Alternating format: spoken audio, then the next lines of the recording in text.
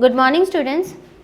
BSc second year botany का जो second paper है anatomy of angiosperm, economic botany and ethnobotany के बारे में हम पढ़ रहे थे।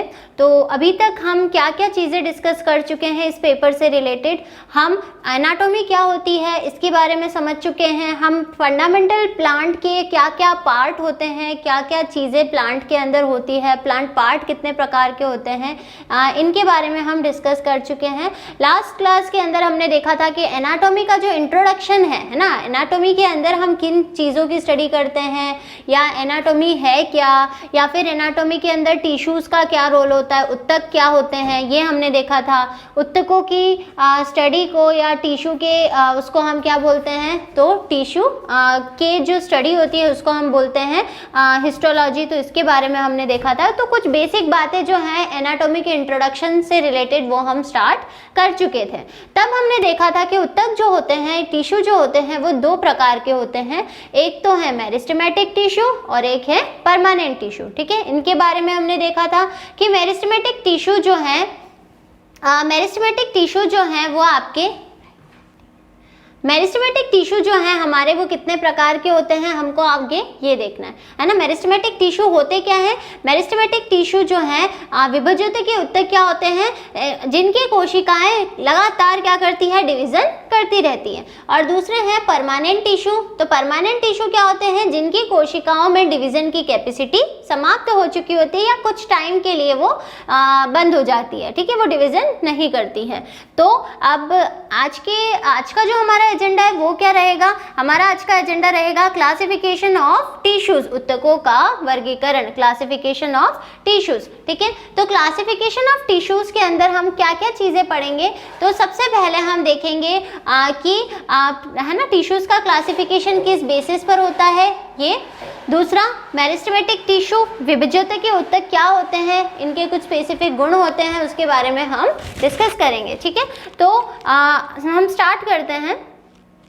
तो क्लासिफिकेशन ऑफ टिश्यूज, उत्तकों का वर्गीकरण। अब उत्तकों को उनके परिवर्धन की अवस्था के आधार पर दो प्रकारों में वर्गीकृत किया जाता है ना। किस बेसिस पर, डेवलपमेंट की स्टेजेस के बेसिस पर, है ना। हम किस बेसिस पर इस पर कर रहे हैं, डेवलपमेंट की स्टेजेस के बेसिस पर। ठीक है, तो जनरली हम देखें सिंप्लीफाइड फॉर्म में, तो है ना, किस बेसिस पर हम कर रहे हैं, तो परिवर्धन की अवस्था के आधार पर, परिवर्धन की अवस्था के आधार पर हम उत्तकों को वर्गीकृत करते हैं। अब परिवर्धन की अवस्था मतलब क्या होता है कि पहले डेवलपमेंट किसका हुआ है, पहले कौन से टिश्यूज आते हैं और फिर कौन से टिश्यूज आते हैं। तो इस बेसिस पर हम देखते हैं हमारे पास में दो टाइप के टिश्यू होते हैं, एक तो है विभज्योतिकी उत्तक और एक है स्थायी उत्तक, परमानेंट टिश्यू। ठीक है, तो मेरिस्टेमेटिक टिश्यू और परमानेंट टिश्यू हम समझ चुके हैं कि मेरिस्टेमेटिक टिश्यू और परमानेंट टिश्यू में डिफरेंस क्या होता है, लेकिन हमें केवल इतना डिफरेंस ही नहीं याद रखना है, हमें जो है वो पूरा समझना पड़ेगा, हमको डिटेल में स्टडी करनी है मेरिस्टेमेटिक और परमानेंट टिश्यूज की। अब मेरिस्टेमेटिक टिश्यूज क्या होते हैं कि अगर बात करें हमने बोला कि ऐसे उत्तक जिनकी कोशिकाएं लगातार क्या करती हैं, विभाजन करती हैं। ऐसे उत्तक जिनकी कोशिकाएं लगातार विभाजन करती हैं, है ना। दूसरी बात जो है ना, और मेरिस्टेमेटिक टिश्यू से ही परमानेंट टिश्यू की उत्पत्ति हुई है। मेरिस्टेमेटिक टिश्यू से ही परमानेंट टिश्यूज की उत्पत्ति जो है वो हुई है। ठीक है, तो इस प्रकार से हम कुछ बेसिक चीज़ें देखते हैं। तो हमारे पास में टिश्यूज जो है वो कितने प्रकार के हो गए, टिश्यू जो है वो हमारे पास में कितने प्रकार के हो गए, आपके दो प्रकार के, मेरिस्टेमेटिक और परमानेंट। ठीक है, अब नेक्स्ट हम देखते हैं, नेक्स्ट हमारे पास में आता है वो है मेरिस्टेमेट, है ना, मेरिस्टेम, है ना। नेक्स्ट हमारे पास में क्या आता है, मेरिस्टेम। अब हमको इन टिश्यूज को डिटेल में स्टडी करनी है। तो पहले हम देखेंगे मेरिस्टेमेटिक टिश्यू क्या होते हैं, फिर हम देखेंगे परमानेंट टिश्यू क्या होते हैं। हमको डिटेल इन द सेंस हमें पूरी चीज़ें पढ़नी है इससे रिलेटेड कि मेरिस्टेमेटिक टिश्यू जो होते हैं वो क्या होते हैं, मेरिस्टेमेटिक टिश्यू जो होते हैं उनके प्रकार कितने होते हैं, किस बेसिस पर इनको क्लासीफाई किया जाता है, फ्लो चार्ट्स भी कुछ देखेंगे हम। तो हम अब जो पढ़ने वाले हैं वो मेरिस्टेमेटिक टिश्यू और परमानेंट टिश्यू के क्लासिफिकेशन के बारे में पढ़ेंगे। ठीक है, हम स्टार्ट करते हैं। सबसे पहले हम देखते हैं कि हमारा जो टॉपिक था वो क्या था। हमारा टॉपिक जो था वो था क्लासिफिकेशन ऑफ टिश्यूज, ठीक है, ऊतकों का वर्गीकरण।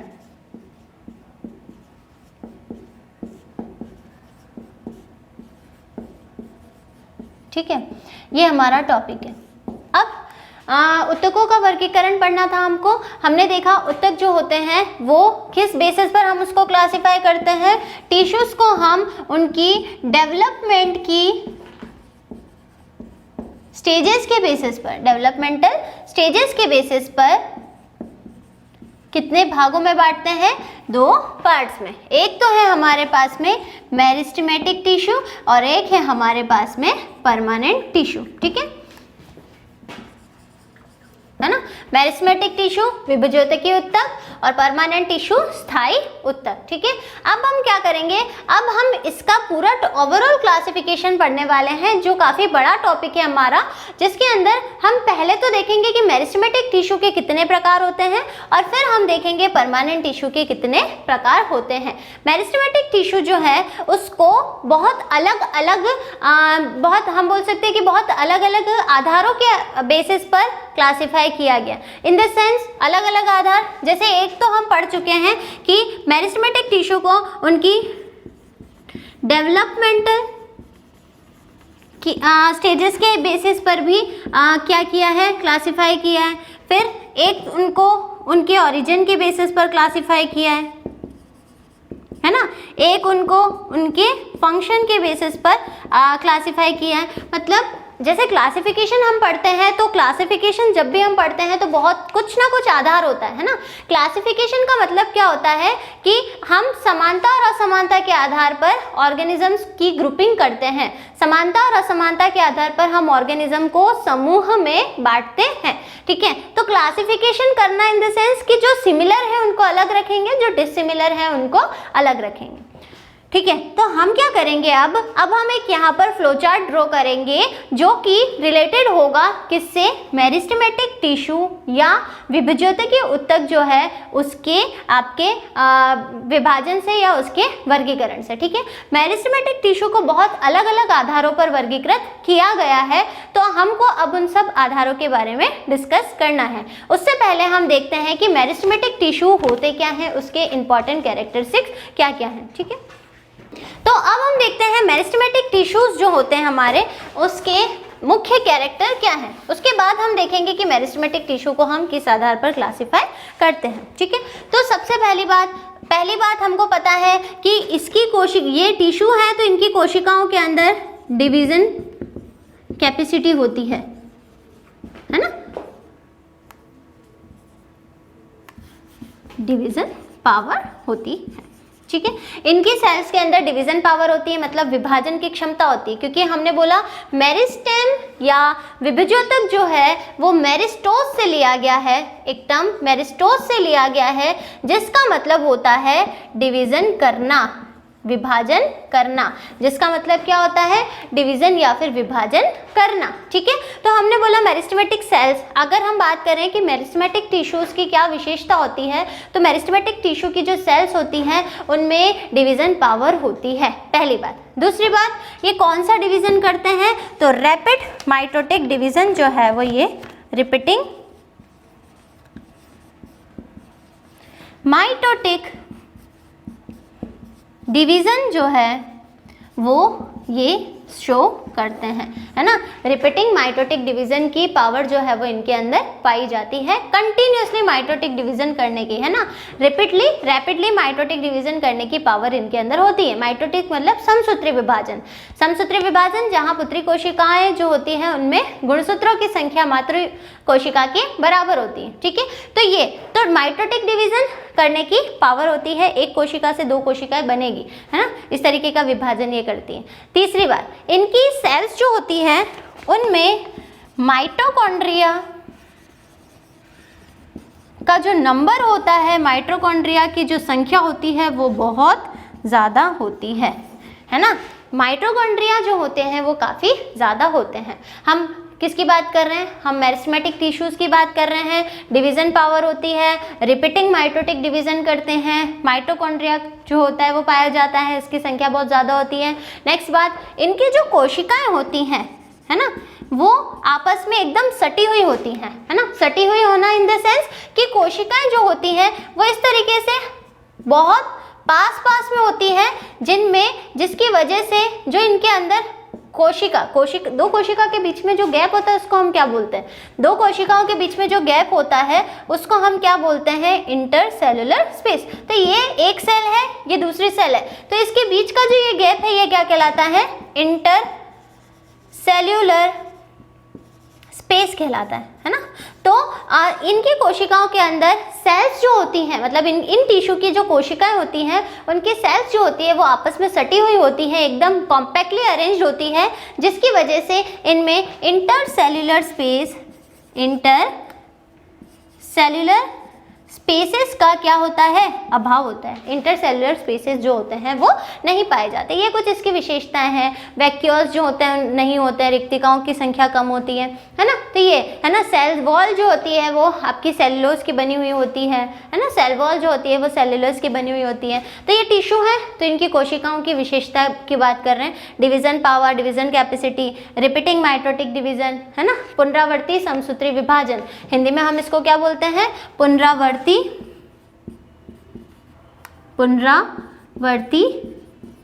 समसूत्री विभाजन की क्षमता, है ना। पुनरावर्ती समसूत्री विभाजन की क्षमता इनके कोशिकाओं के अंदर पाई जाती है। माइटोकॉन्ड्रिया और सेल्स जो होती हैं वो आपकी इंटरसेलुलर स्पेस, सेल वॉल होगी, वो किसकी बनी हुई होगी? आपकी सेलुलोज की बनी होगी। तो ये कुछ विशेषताएं, वैक्यूल्स का संख्या इनमें कम होती है ना। वैक्यूल्स, रिक्तिकाओं की संख्या जो होती है वो कम होती है। तो ये कुछ खास विशेषताएं किसकी? मेरिस्टेमेटिक टिश्यू की। ठीक है, अब मेरिस्टेमेटिक टिश्यू का हमको पढ़ना है क्लासिफिकेशन। अब हमको क्या पढ़ना है? मेरिस्टेमेटिक टिश्यू का क्लासिफिकेशन। कि मेरिस्टेमेटिक टिश्यू को हमने बहुत अलग अलग आधारों पर वर्गीकृत किया है। तो अब हम क्या करेंगे? अब हम यहाँ पर एक फ्लोचार्ट देखेंगे, फ्लोचार्ट बनाएंगे और हम उन टाइप्स को याद करने की कोशिश करेंगे। अब जितने भी टाइप्स हैं हमको उन सबको डिटेल में पढ़ना होगा। तो पहले हम फ्लोचार्ट ड्रॉ कर लेते हैं कि मेरिस्टेमेटिक टिश्यू को हम कितने आधारों पर वर्गीकृत करते हैं, है ना। तो इनका क्लासिफिकेशन किस बेसिस पर होता है? तो क्लासिफिकेशन ऑफ टिश्यूज में अब हम क्या देख रहे हैं? अब हम देख रहे हैं मेरिस्टेमेटिक टिश्यू का क्लासिफिकेशन। अब हम देख रहे हैं मेरिस्टेमेटिक टिश्यू का क्लासिफिकेशन। ठीक है, तो मेरिस्टेमेटिक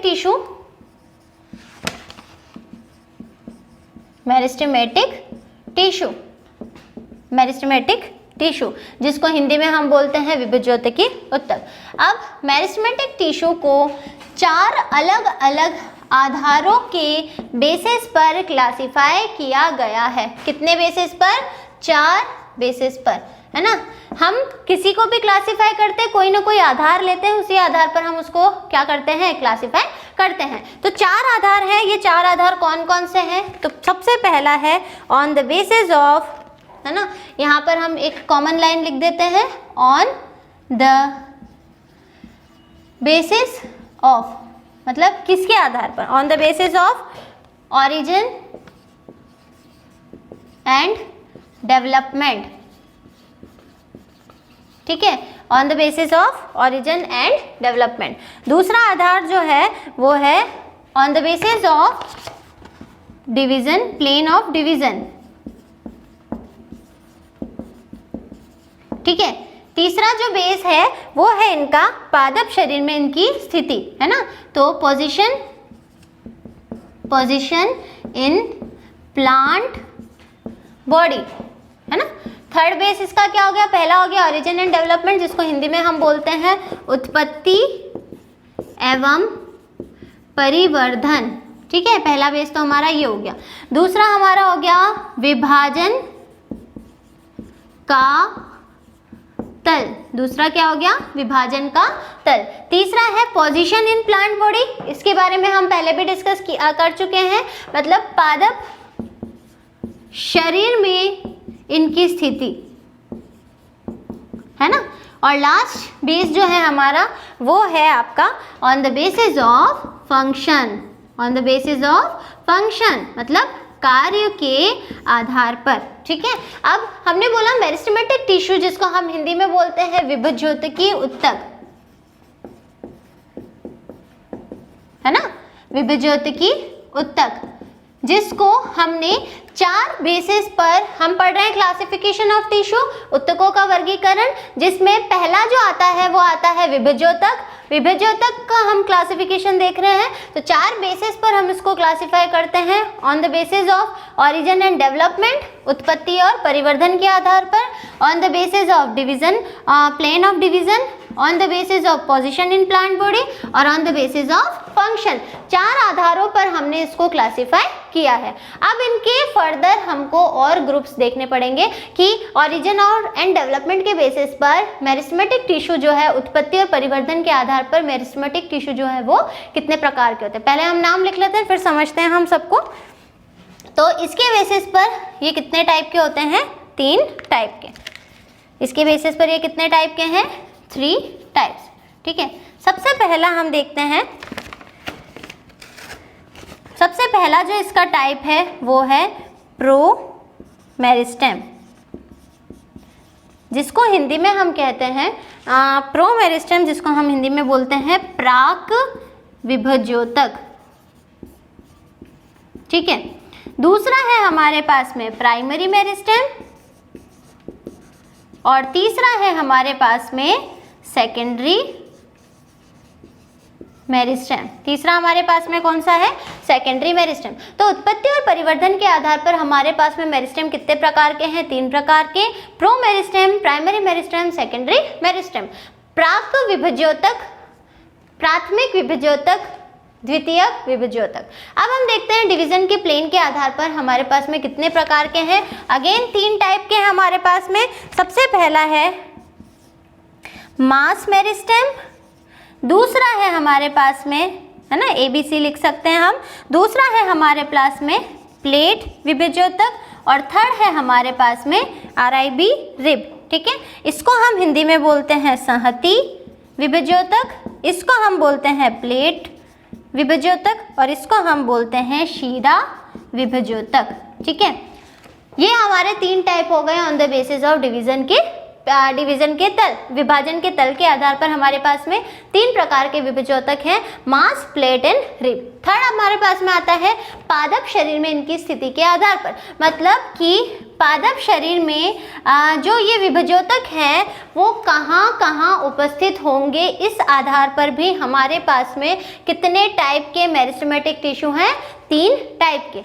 ये हम पहले डिस्कस कर चुके हैं। एक है एपिकल मेरिस्टेम, एक है इंटरकैलरी मेरिस्टेम और एक है हमारे पास में लेटरल मेरिस्टेम। 3 प्रकार के हैं on the basis of position. सबसे पहला एपिकल, जिसको हम हिंदी में बोलते हैं शीर्षस्थ, इंटरकैलरी को हम बोलते हैं अंतर्विष्ठ।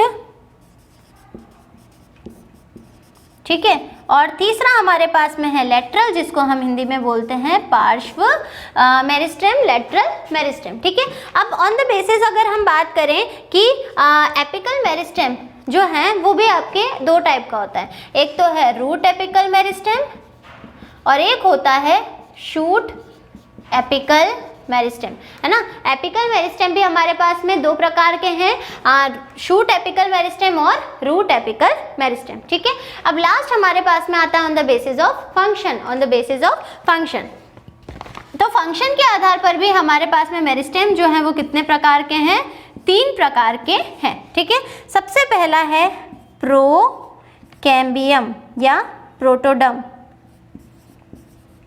ठीक है, दूसरा है हमारे पास में प्रोकैम्बियम और तीसरा है हमारे पास में ग्राउंड मेरिस्टेम,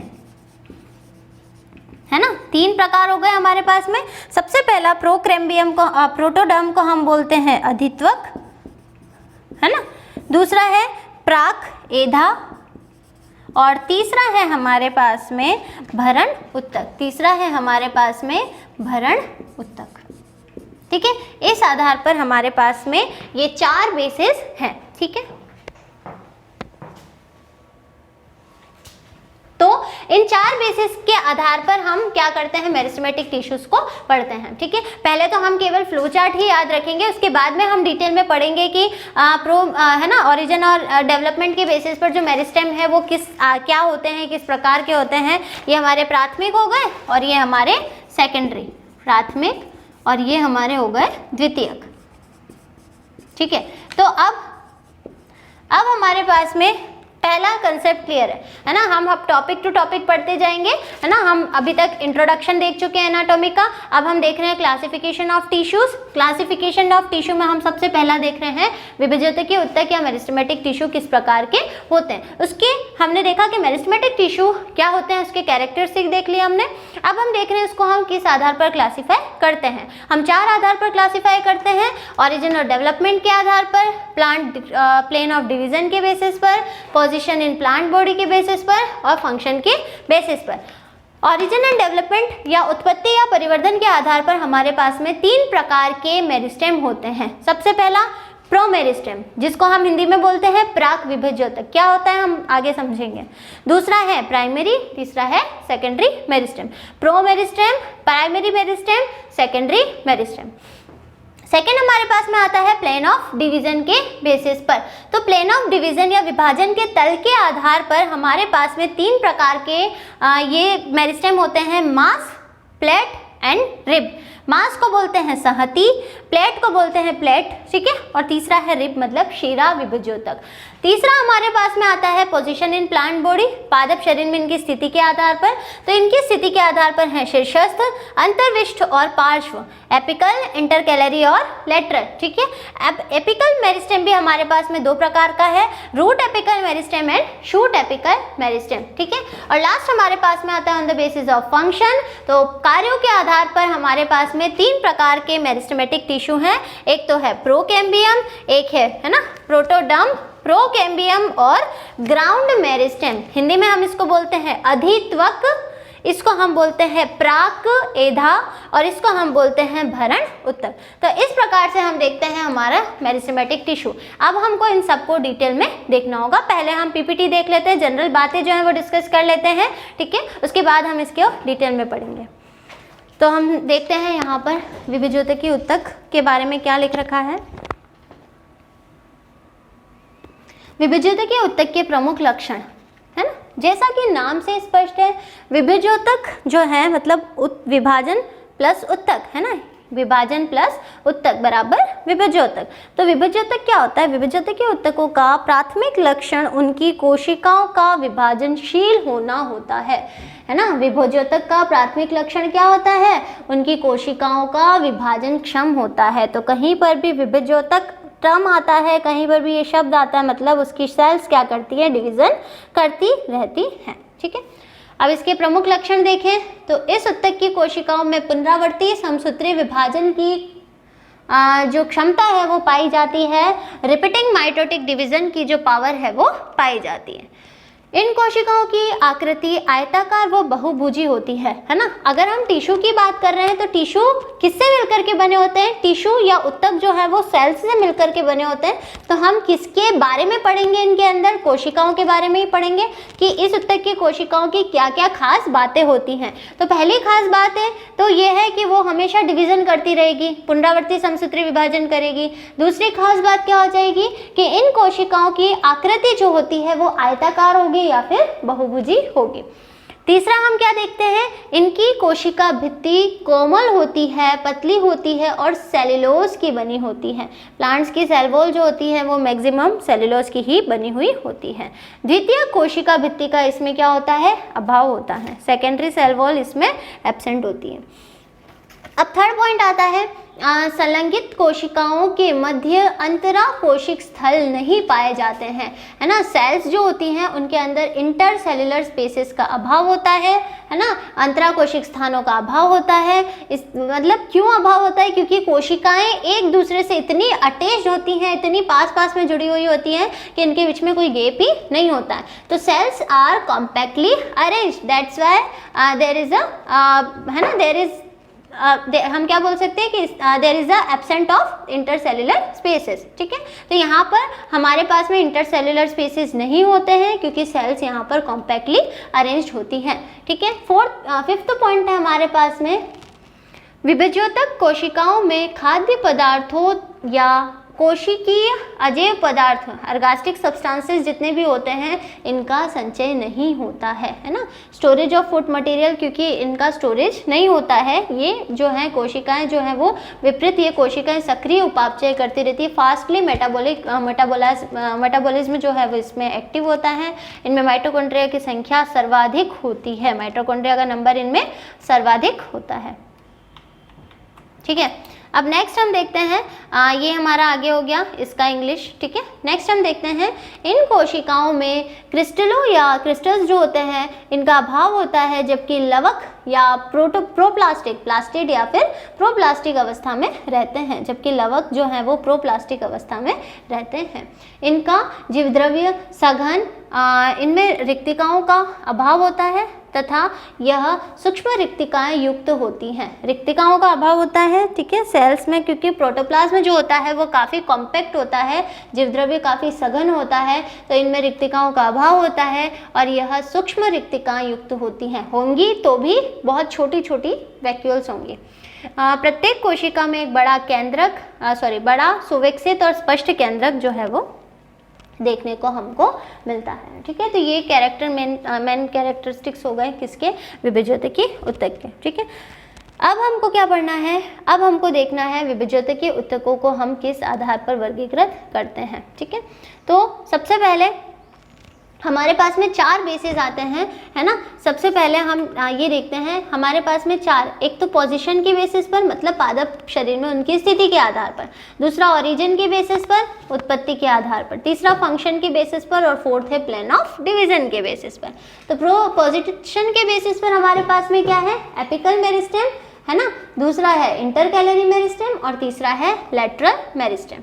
अब एपिकल मेरिस्टेम क्या होते हैं, जो एपेक्स में प्रेजेंट, हम इनको आगे और डिटेल में देखने वाले हैं, है ना। एपिकल मेरिस्टेम क्या होते हैं, अभी तो केवल जनरल बातें समझ रहे हैं हम कि present in apex of roots and shoot, है ना, इनकी टिप पर प्रेजेंट होते हैं रूट और शूट की।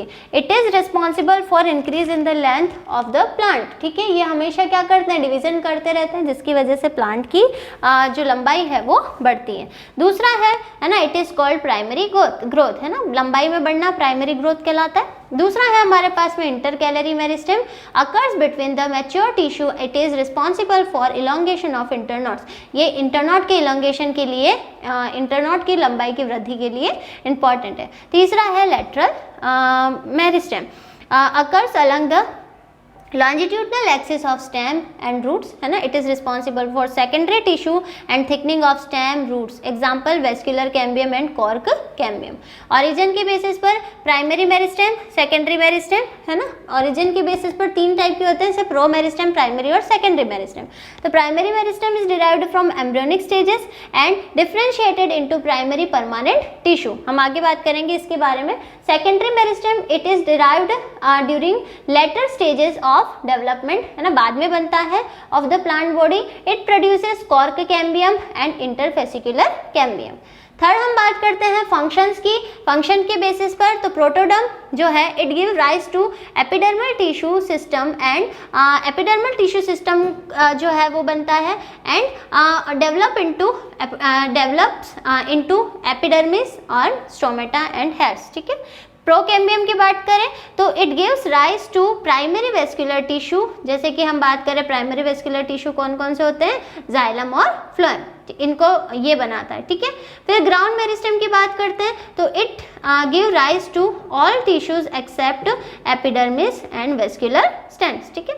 लास्ट हम बात करते हैं प्लेन और डिवीजन ऑफ प्लेन की, या प्लेन के बेसिस पर डिवीजन की बात करें तो प्लेन ऑफ डिवीजन, तो मास, प्लेट एंड रिप। तो मास क्या होता है, it divides in all plane, सभी तरीके के तलों में ये विभाजन करती है। एग्जाम्पल में हमारा आ जाएगा एंडोस्पर्म, यंग एम्ब्रियो, है ना, स्पोरेंजियम, ये सब। रिप की बात करें, file meristem, it derives in anticlinal in one plane, example development of cortex and pith. और प्लेट की बात करें तो it divides anticlinally in 2 planes, example development of epidermis. ठीक है, ये भी हमारा वही है, classification of meristem based on the development of origin, है ना, दूसरा पोजीशन के बेसिस पर, तीसरा हमारा based on plane of division, और फोर्थ है फंक्शन के बेसिस पर। तो ये हमारा हो गया pro meristem, primary meristem, secondary meristem, ये हो गया एपिकल, इंटरकैलरी, लेटरल, ये हो गया मास, प्लेट और रिब, और ये हो गया प्रोटोडर्म, ग्राउंड मेरिस्टेम और प्रोकैम्बियम। इन सब